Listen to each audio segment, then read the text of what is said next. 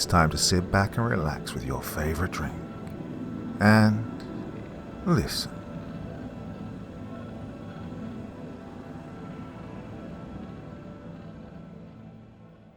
Operation Appletree by Luke Hemingway. Chapter 1. I stood eagerly waiting the last man to show. Detective Marshall, the most dogged investigator by all accounts, from the Major Violent Crimes Division of the San Bernardino PD. Multiple stints on gangland task forces, which cracked down on various criminal operations in the Southern California area, especially drug cartels and human trafficking groups. The FBI and the governors felt it be beneficial to have another organized crime state specialist on the team, whilst also suggesting it be someone who wasn't from the local area, given the nature of the investigation, of course. No one came more recommended than this man. They spoke of his intelligence, integrity, service history, arrest record, and his ability to work as part of a team. Unfortunately, it seemed timekeeping wasn't one of those attributes. The rest of the 6-person task force was made up of myself, the task force leader, Supervisory Special Agent James Rodriguez, head of the Behavioral Science Unit, San Antonio HQ, who received the FBI Shield of Bravery in 2012 after assisting in bringing down the Swarm's criminal network. Ruth Maddock, world-renowned criminologist, multiple consulting roles on FBI projects, who received the FBI Shield of Bravery earlier this year after, despite being captured and tortured by the roadside slayer, led the authorities to his location. The next 2 agents were 2 men very familiar with the city we were based in. Special Agent Anthony Martinez, second in command of the FBI Internal Affairs Department, who had not only countless experience with investigating law enforcement, but he also grew up in Kansas City until the age of 22, when he moved to live in Springfield, Illinois. Then we had the second in command of the task force, Supervisory Agent Jerry Michaels, team leader of the FBI Organized Crime Department for the last 12 years, who'd spent 6 of the last 8 years in Kansas City, bringing down the KC Mafia and over 4 associated criminal parties as part of the second largest RICO investigation in North America. And finally, Special Agent Sarah Mitchell, a team member of the Financial Fraud Department at Quantico, and a magician when it came to finding information and following the money. We were stationed at our covert headquarters on the outskirts of the city.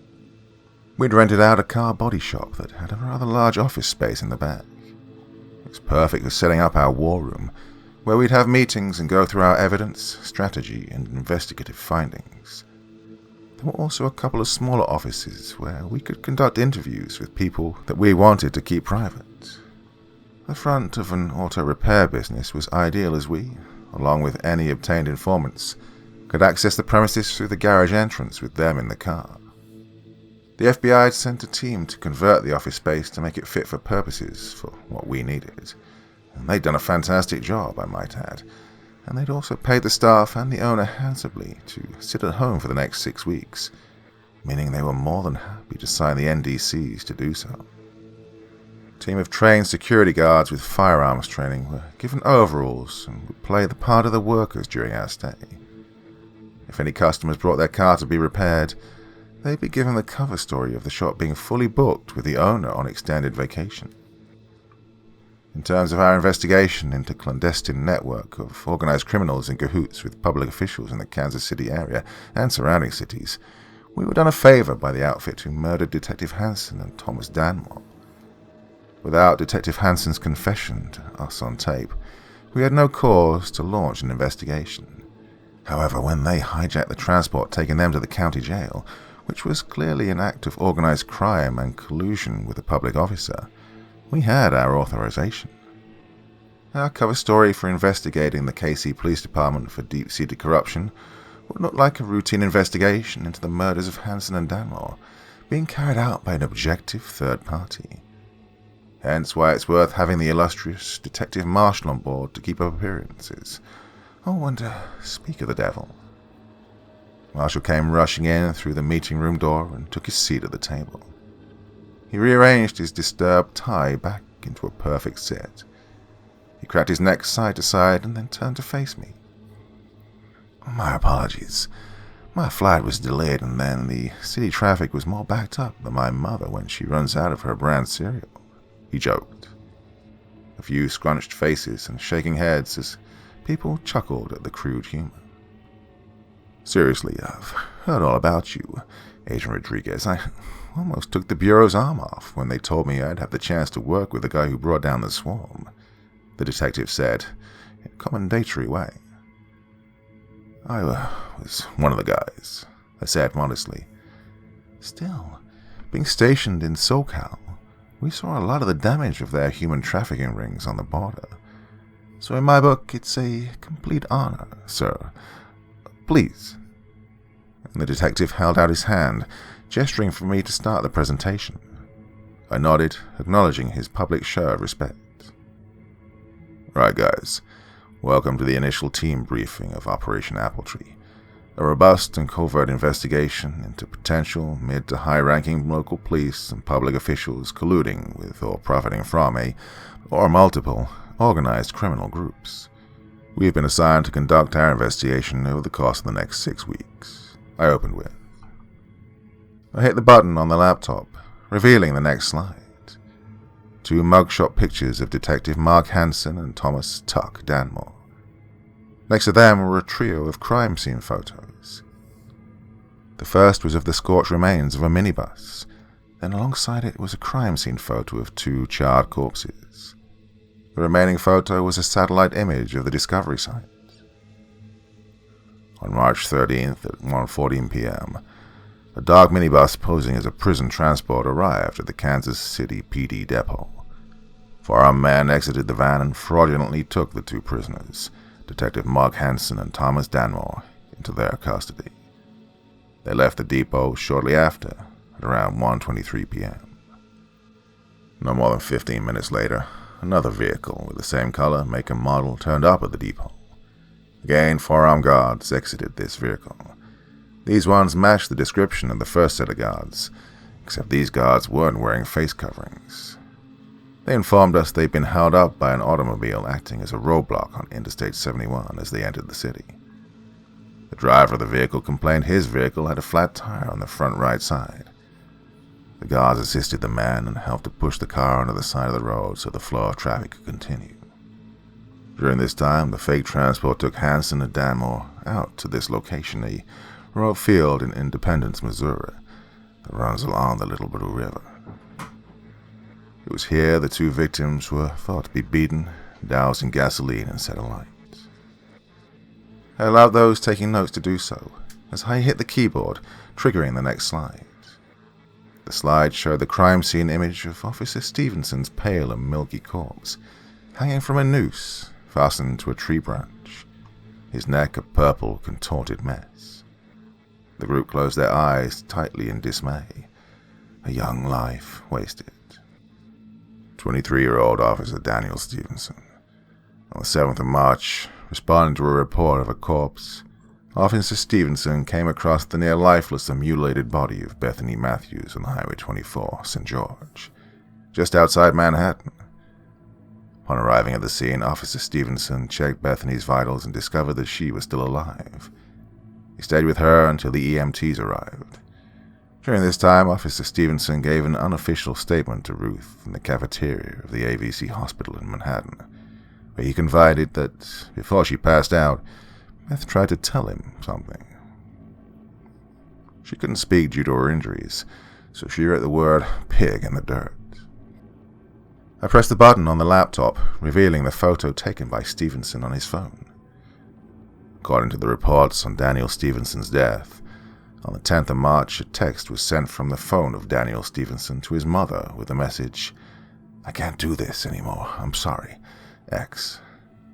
His mother, obviously alarmed by this, reported it to his work. They traced the text to a cell tower near to where his body was discovered, hung from a tree. Coroner ruled the death a suicide via self-asphyxiation. I pressed the button on the laptop once more, revealing a photo of an official-looking man at the scene of a crime. This is Thomas Campbell, coroner in charge of Daniel Stevenson's alleged suicide. Incidentally, also the same official in charge of the deaths of Juliet Knight on the 23rd of February, Maggie Donner on the 15th of January, and Jessica Price on the 27th of December. He was also the examiner for the deaths of Hansen and Danmore on the 13th of March. The reason he's of significance to this investigation is because on the afternoon that Detective Mart Hansen was murdered, during an off-the-record statement to myself and Professor Maddock, he hinted that Thomas Campbell had been blackmailed into falsifying medical reports by the same criminal group who had Hansen in their pockets, and likely had him killed too. A few nods of acknowledgement and more note-taking went on, as I changed the slide once more, showing the mutilated bodies of the 3 women. Everyone in the room winced. Next to each photo was a screenshot of the coroner's report into each woman's death, with certain sections of text highlighted.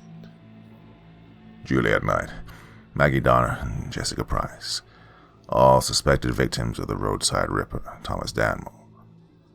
Till his statement, which was on the record, in which he confirmed he'd never even heard of these victims. The main reason for believing this was part of the same group of Ripper victims was the fact that all 3 women looked to have been tortured and mutilated prior to their death. As you can see from the highlighted sections, that was the conclusion of Thomas Campbell's examination. However, during our off-the-record talk with Detective Hansen, shortly before his murder, he told us that the bodies of those 3 women were actually mutilated and had their reproductive organs destroyed after their death. In fact, it was carried out upon the recommendation of Detective Hansen. This information led the investigation, which was guided by Hansen away from the real perpetrators of those deaths.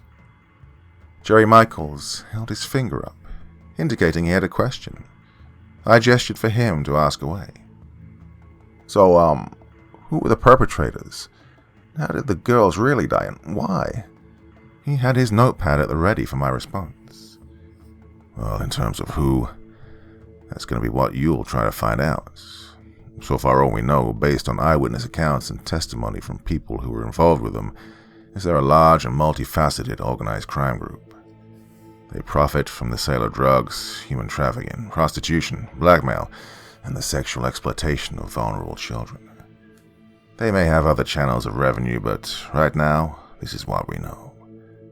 They're highly organized, brutal, and extremely ruthless when it comes to protecting their anonymity. We know they evade detection and prosecution by not only wearing balaclavas or other face-covering attire when committing criminal acts in public, but they also have strong relationships with influential figures in public offices.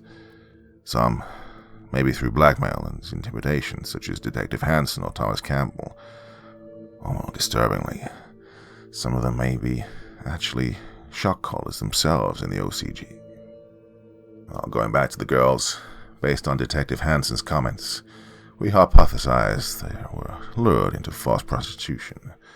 A woman named Mary White, a close acquaintance of Jessica Price, told myself and Professor Maddock that Jessica had recently begun a relationship with a mysterious individual who went by the alias Pablo.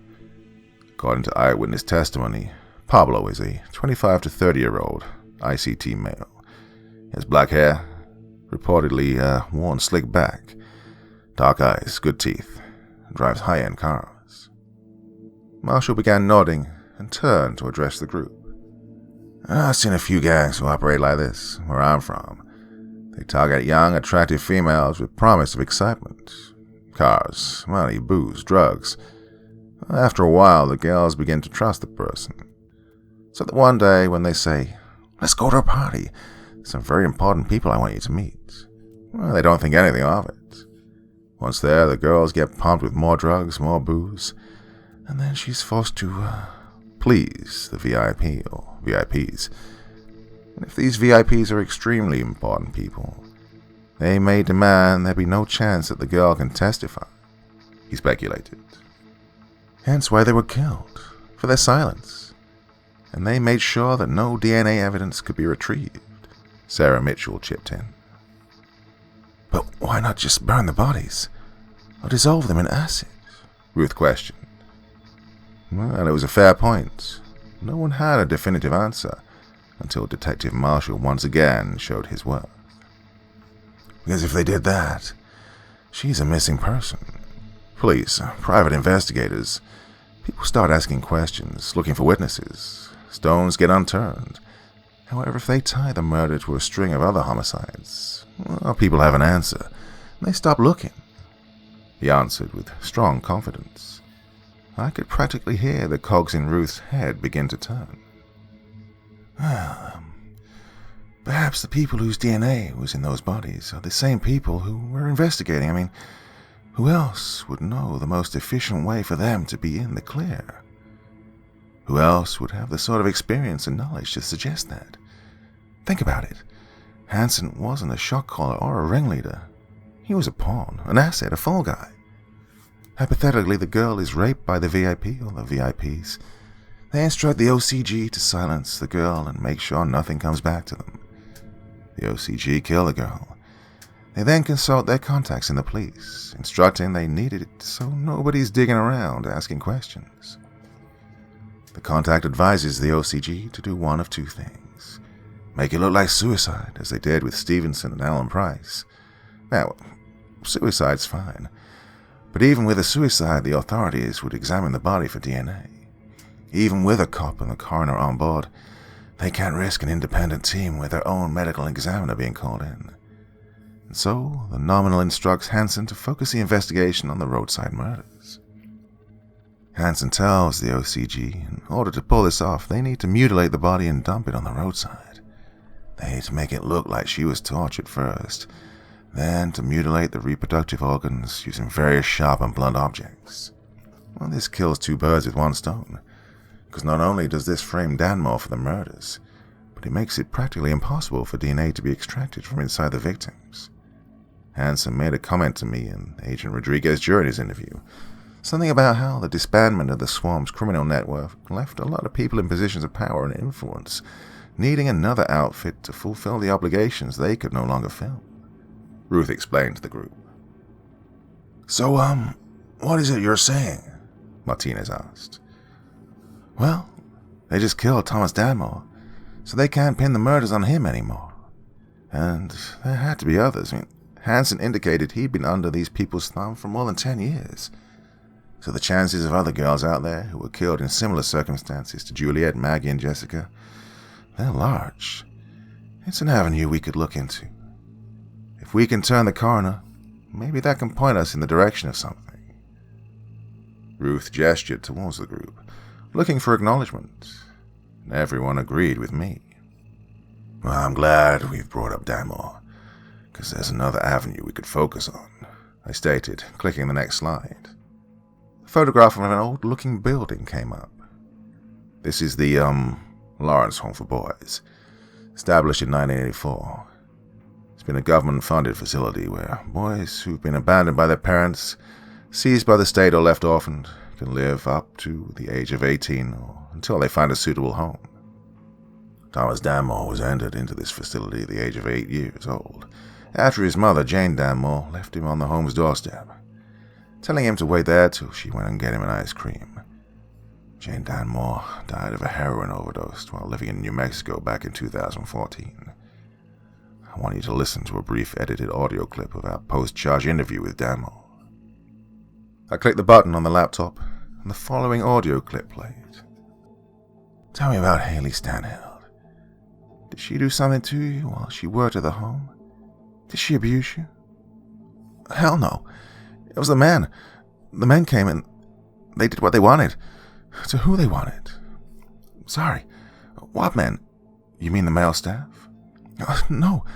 They were visitors, but a lot of the staff would definitely either turn in a blind eye to it or, most likely, they were fucking in on it. Tuck kissed his teeth in resentment. They said they were special visitors, people who could help us get jobs and whatnot when we left, but, well, we had to do everything they asked. Everything. And who were these people? Did you ever get any names? Yeah, but it was always something real generic and made up, like Mr. Smith or Mr. Jones. White usually, middle-aged, all shapes and sizes. Did you ever tell anyone? Not me. Others did, though. Told some of the staff, and they reported it to the governor. And? Well, those boys miraculously found loving families a few days later. came to the home and said, "We'll take him." I don't understand. Isn't that a good thing? Well, let's just say the families who came to collect them weren't families. In fact, they were always men who looked just as wrong as all those special visitors who came to see us. So, what happened to them in your opinion? I don't know. Tell me. You're the fancy federal agents. All I know is that the ones who got lucky, real families turned out for those kids. Dad wearing his nice Sunday best. Mom, the whole, "I cook pancakes for breakfast every day" thing going on. They always had that Flanders vibe to them, you know. But the ones who tried to speak up, they always went to the men. 3 or 4 of them usually. Oh, those cold, hard faces, not a hint of sunshine between them. I ain't stupid. I learned real quick to keep my mouth shut unless Mr. Smith was telling me to open it nice and wide. Haley was one of the good ones. Used to look after us, best she could anyway. One day I came to her with an injury. Real bad anal tear, wouldn't stop bleeding. I told her what happened. She took pictures for evidence and all that. Told me she was going to go to the police. Well, she went to this station and filed a report, apparently. Nothing ever happened, though. No one ever wanted to talk to me. She left a few days later. Told us she was going on vacation, but she never returned. We was all angry. I was angry. She fucking lied to me. The police never did shit, and neither did she. So, hold on. Is that why you killed her? Because she lied to you? I asked, hoping he'd clarify things. But what happened next shocked us both. Tuck's face began to contort and actually matched ours. She's dead? Yeah, we found her at the bottom of Clinton Lake with her boyfriend. Both had been beaten and tortured and then executed with a gunshot to the back of the head, stuffed in the back of her car and dumped in the lake. In fact, that's how we found you. Her employment at the home led us to you. We also found a couple of other bodies down there. Remains look too old to fit your timeline, however. There you go, you see. I was wondering why you two brought up Clinton Lake earlier, because I had never dumped shit in Clinton fucking Lake. And I stopped the recording there. So, on first glance, it looks like Thomas Danmore was collateral damage in regards to the murder of Detective Hansen. However, now it may seem it was the other way around. Or, more likely, they didn't want Hansen changing his plea of silence once he got a taste of prison. But Danmore was just as dangerous as the OCG. He was on tape, saying he could describe individuals involved in child rape and exploitation. If these individuals are the same people or in some way connected to those involved with Darna, Price, and Knight murders, then this is potentially how we find them. Danmore also insinuated that some children were made to disappear under the cover of finding them new foster homes. So, what's your plan, Skip? Marshall queried. Well, given how the statement was on the record, we can open a lawful inquiry. I say we poke around, find every child they found new homes for, and try to follow up and cross-reference that with missing persons. See where that takes us. Or if anything, it could give us leverage over the staff at the home to give us information, I suggested. That's an awful lot of records to go through, Martinez pointed out. Could tie us up in knots. Perhaps, Ruth spoke up. But not if we narrow our search field, she added. How do you propose we do that, Miss Maddock? I asked professionally, making sure to call her by her title rather than her first name. It was frowned upon for 2 FBI employees to be in a relationship, let alone on the same task force, especially an anti-corruption task force. Well, Agent Rodriguez, she answered deliberately. During our interview with Danmore, he spoke about Haley Stanhill. He implied that he took his concerns to her about the kids who talked, as well as the abuse he was suffering to her. I mean, he trusted her. That implies to me that she was there when those incidents were happening, long enough, at least, for him to work out that she wasn't involved. I checked her records prior to the meeting. She only worked there 18 months. I think we should focus our initial efforts on that window. Well, her opinion was strong and confident. It resonated with the room. I think Old Red there has got a good idea. Must say, Miss Maddock, when I heard you were a serial killer expert, I did wonder just how much use you could have been on this project. Well, I can see why everyone was so keen to have you on board," Marshall confessed. "Why, thank you, Detective. Unless of the old," she warned him playfully. He nodded smugly with a playful, "please don't hurt me" gesture. A twinge of jealousy snuck into my psyche. I fought it back and pushed it down inside. I pressed the final button on the PowerPoint, revealing a chart. There was a blank-faced logo at the top of the page, with the label Top Man. Underneath it was a series of arrows pointing down to a row of 5 more blank faces. There was a title above these faces that read, OCG Shot Callers. On either side of the screen, flanking those 5 logos, were 4 more logos on either side. The left side was labeled OCG Contacts Police, and the right was OCG Contacts Political. Both these sides had arrows linking them for OCG Shot Callers. Underneath this row was a large row of 12 faces. These were labeled OCG Associates. The final row had around 6 blank logos, 2 of which had been filled out. This row was titled OCG Pawns, and the 2 logos which had been replaced with photos were that of Detective Mark Hansen and the coroner, Thomas Campbell. Hansen's photo had a red X over the top of it. This is just a visual representation of the gang's hierarchy. Right now it's purely speculative, though. One of our objectives is to paint a better picture of how this group operates. However, the 2 sections that our priority objective is to uncover are these 2, I said, pointing at the 2 sections labeled OCG Contacts. Well, Hansen isn't with us anymore, so our current way in is Campbell. If we can convince him to talk, he could give us information on the people running him. Whether that be on the contacts we're searching for, I don't know. But even if it's an OCG associate, we'd have a better idea of how this group operates, and we can go from there, I summarized. How about me and Red take on the home? We'll see if there are any anomalies in the adoption records. Seeing as she's a public face with the Danmore case, it won't raise any suspicion.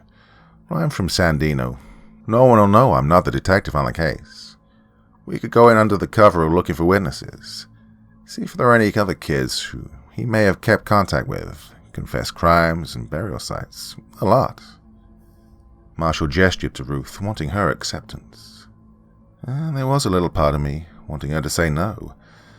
I say little, but it was all of me. Unfortunately, it was a good plan and everyone, including Ruth, knew it. She accepted. I'll pull the list of missing and unregistered children during and shortly after the period that Haley Stanhill worked at the home, Sarah Mitchell offered. Marshall gave her an affirmative nod and a wink. Okay, I said, trying to hide my jealousy. And myself, Supervisory Special Agent Michaels and Special Agent Martinez will go find the coroner, rattle him, see what shakes loose.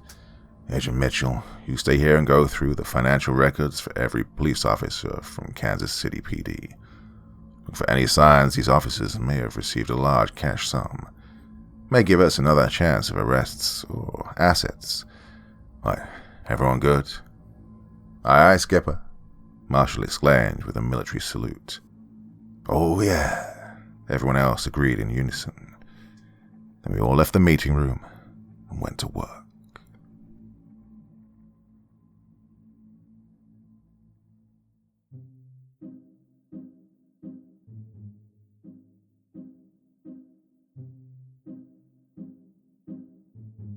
So yeah, this is just the beginning of the next story arc in the Robert Cassidy serial killer epic series that we've got going on here. I did hope to do more this evening, but well, just getting back to health after a nasty bit of COVID-related nastiness. But yeah, interesting start. All the favourite characters are there, and this is going to hot up to be something extra special. Now, this is a big one, honestly. It's going to be taking place over several weeks. Every Friday or Sunday evening for the next month or so will be devoted to this storyline. It's epic, and it might even go on from there. Who knows? Luke Hemingway is extremely prolific, and he's providing me with this wonderful story, so who am I to cut it short or anything like that? Oh, you know what I'm talking about anyway. So anyway, that's it for this Sunday evening. Back again tomorrow with something else. Back again with this sometime next week. hope you're going to join me again for that. Till the next time, my dear friends, wishing you all very, very sweet dreams, and bye-bye.